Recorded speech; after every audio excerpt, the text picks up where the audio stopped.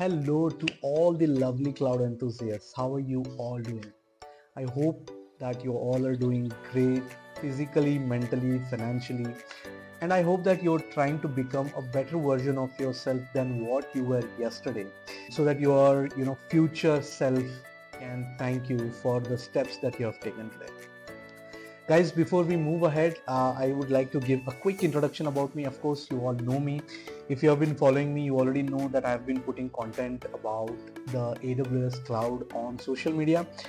But for new people, here's my introduction. My name is Tejas Mahendrakar.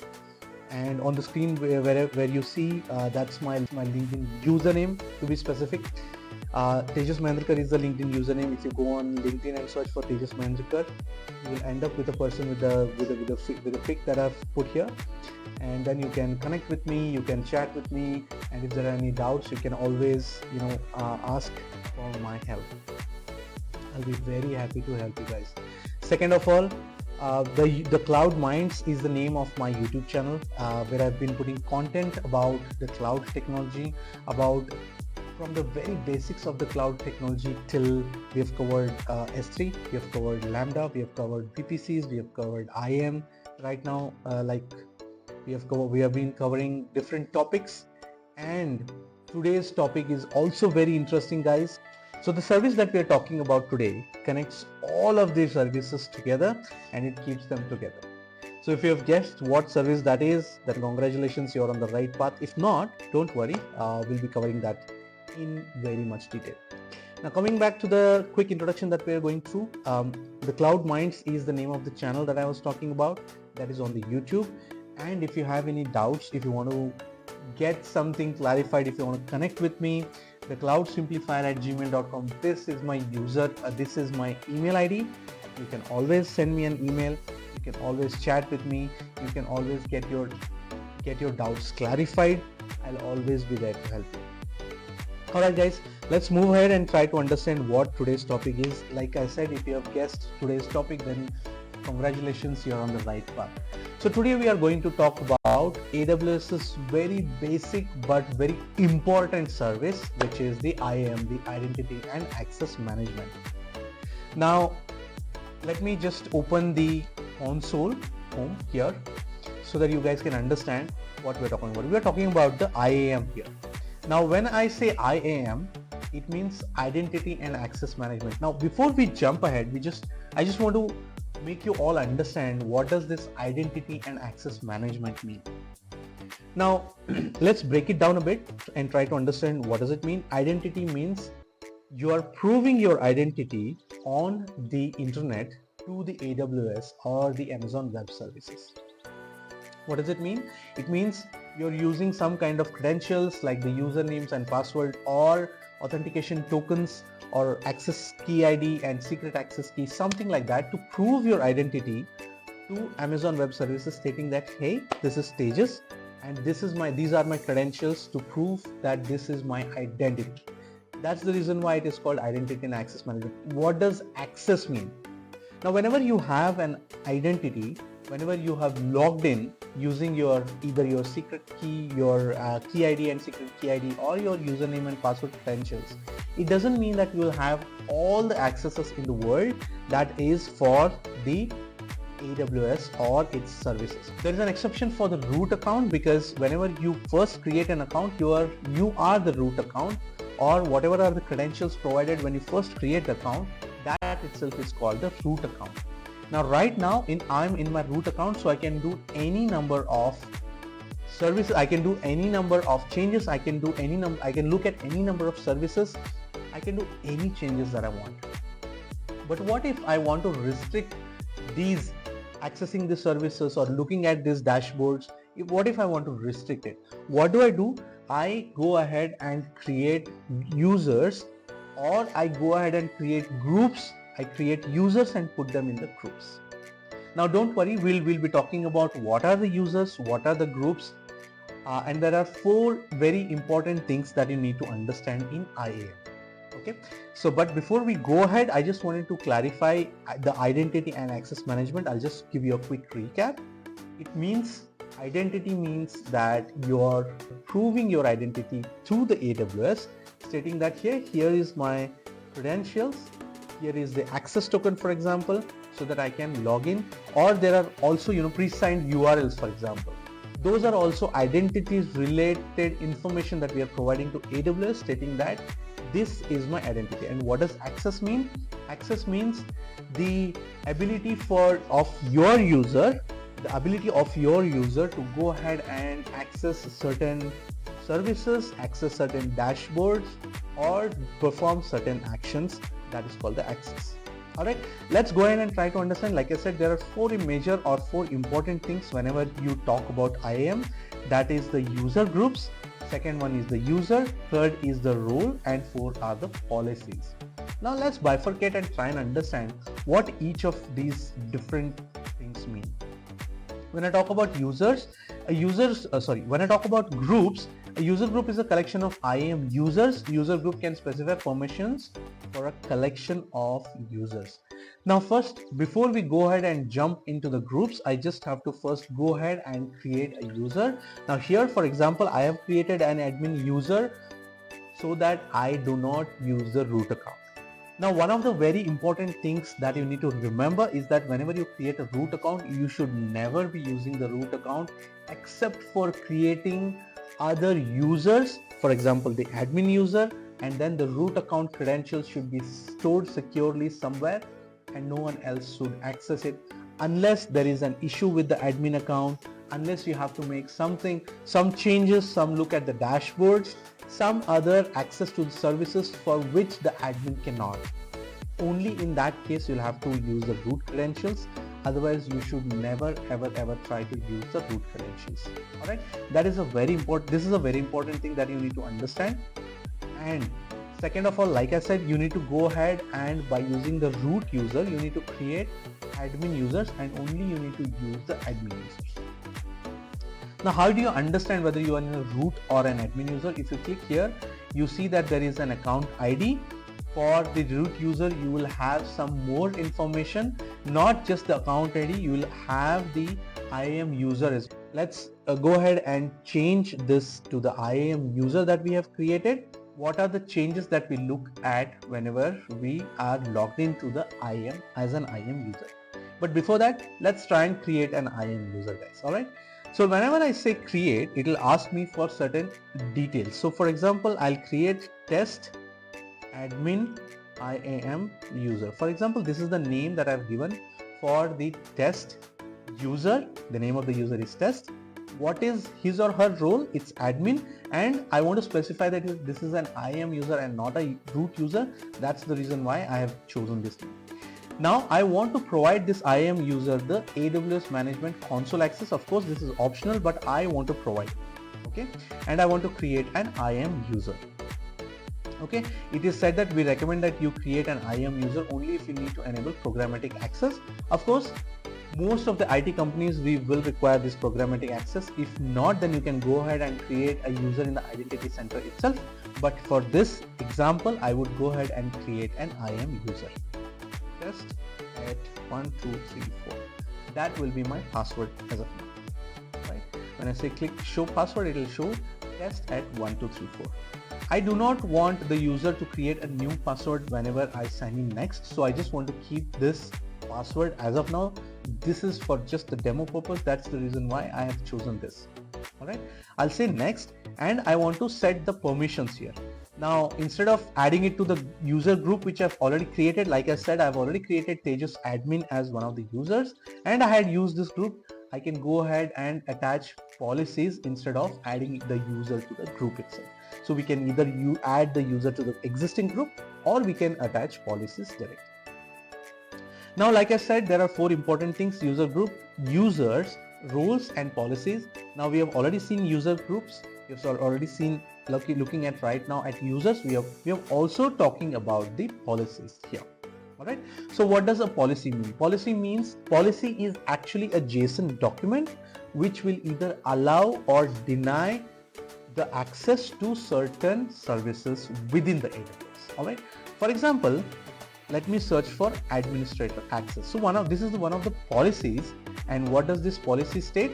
This policy states that it allows action, all of the actions. Star here means a wildcard, which means all of the actions on all of the resources. So this is a very important thing. Now what I'll do is I'll choose this as of now, but if you want to provide access, for example, to only S3, so you can go ahead and say S3 full access. What does it say? If you look at the JSON document, the policy, it says allow for what? Anything that starts with S3 and anything that starts with S3 object lambda. Here is the wildcard and all of the resources. So all of the resources will have, whenever I add this policy to the user will have access to all of the resources, and the actions will be S3 list object, for example S3 write objects, and any of the S3 listings or S3 accesses that I want, I will be getting it here. Alright, so right now I do not want this, I just want the admin full access, because we are creating an admin, we are creating a user access, admin user access, and that's the reason why I have given administrator user. Now what I'll do, I'll click next, and then for example I'll review the details. Of course I need to create a tag. I'll say name, and this is a test user, for example. Let me correct that. That's the test user. I have created a test admin user. I have used a custom password. I have added the administrator access. I've provided the name, and then let me just go back and then see if I can provide the name. Okay, it's not asking to create the name. That's fine. I can go ahead and then I can say create user. Now what is it doing? It's creating the user. For example, the user has a sign-in URL. Now you can always change the sign-in URL. You can go ahead here and then go into accounts and then change the sign-in URL. But for now, I'm not going to change the sign-in URL. I'm just going to copy the username and the passwords. Let me just copy it, and then let me just paste it in my notepad. Alright, so I have copied the username and password. You can alternately also download the CSV file, but I'm not going to do that. I'm just going to copy the username and password, and I've stored it in my notepad. Alright, now what I'm going to do is I'm going to log in as the admin user or the IAM user, and then you'll understand how do we log in and do what we want to do. So for example, I'll go to an incognito, and then I'll try to sign in as the IAM user. Here it has already given me the account ID. I don't have to worry about it. I just go back and then I take the IAM username, for example, and then I'll take the password. I'll copy the password and then put it here, and then I'll say remember this account, and I'll try to log in. We have already logged into the IAM user that we had created. So if you see here, this is the test admin user IAM user that I had created. So you will, as I said, you will also get the IAM username along with the account ID. That's where you will need to check whether you are in IAM or the root user. Now whenever I go back, first of all, initially whenever you log into the IAM user, there will be an issue. It will not show these kind of cost usages. You just have to go in accounts and then enable.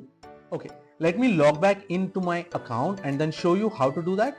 If you have any issues when you have logged into as an IAM user, and if you see that there are access denied issues for the billing dashboards, you just have to come here to the IAM user role access to billing information page, just edit it and then activate the IAM access, and that will do the trick. It will not show any access denied error. Alright, I'll go back, I'll sign in, sign out, and then I'll go back to logging in as an IAM user. Now I've logged back in using the IAM user, which is test admin IAM user. I can access any amount of services, I can create any number of users, I can do all of the work that a root user can do, but little less. If you see, if you wanted to understand what it does, you can go back and check on the IAM itself to see what are all the accesses that this admin user has. And if you have already looked at the policy documents, it also already says that it has all of the accesses, which is a wildcard to all of the resources. That's what the IAM does. Alright, now we have spoken about the groups, we have spoken about the users, and we have spoken about the policies. The only thing that is remaining right now is about the Roles. Now roles are typically, we can create roles so that two of the services within the AWS can talk to each other. For example, I have an S3 service and I have a Lambda service. If you go and check my previous tutorials, in that I had created an S3 bucket, which if some object is put within the S3 bucket, and if there is a put action or an event, it would trigger a Lambda, and for these two to talk to each other, we would need to create IAM roles. Now if you come back here and then check for the roles, there are roles. For example, Lambda S3 integration demo is one of the roles that I had created, wherein S3 and Lambda can talk to each other. So these are the roles. And then if you see the policies have versions, the policies have statements, and then within the statements they have effect, action and resources. What does this mean? The effect can either be allow or deny, and the action can be whatever actions that this particular user or the role would do, for example, and on what resources this needs to be done. So these are all the details that we need to understand about policies. Okay, so we have already spoken about, for example, today, right now in IAM, we have already spoken about 4 things: the user groups, the users, the roles, and the policies. Let me give you a quick recap about all of these.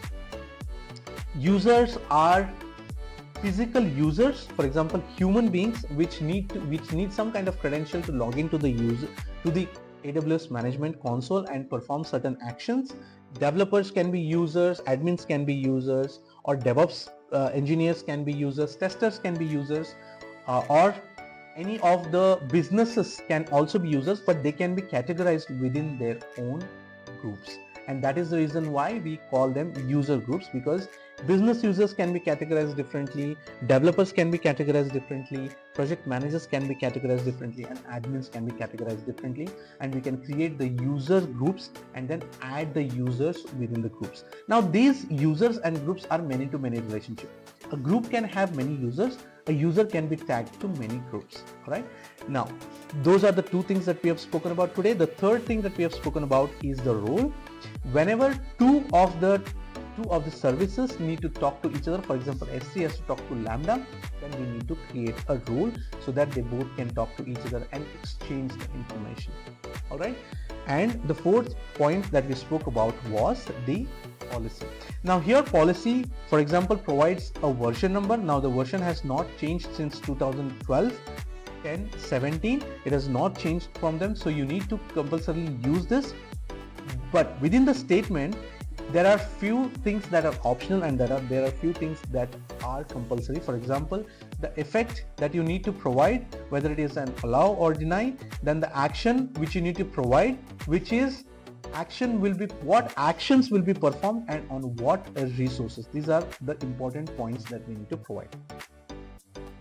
All right, guys. It was really nice that you stayed till here. I just wanted to give you a quick introduction about IAM, what IAM is all about, how do you create an IAM user, and how do you assign, for example, the policies, how do you assign that to a particular group. And we have also seen about the role. For example, I have shown you an S3 and Lambda integration, right? So I'm really great that you stayed till here, and I hope that you find this content interesting. If you have not found it interesting, just let me know in the comment section what it is that you want me to improve, because I always try to give you the best content. And lastly, I have a request. If you have not subscribed to my channel, please consider subscribing, otherwise you'll be missing a lot of these kind of contents. Alright guys, this is Tejas signing off, and you all have a great day.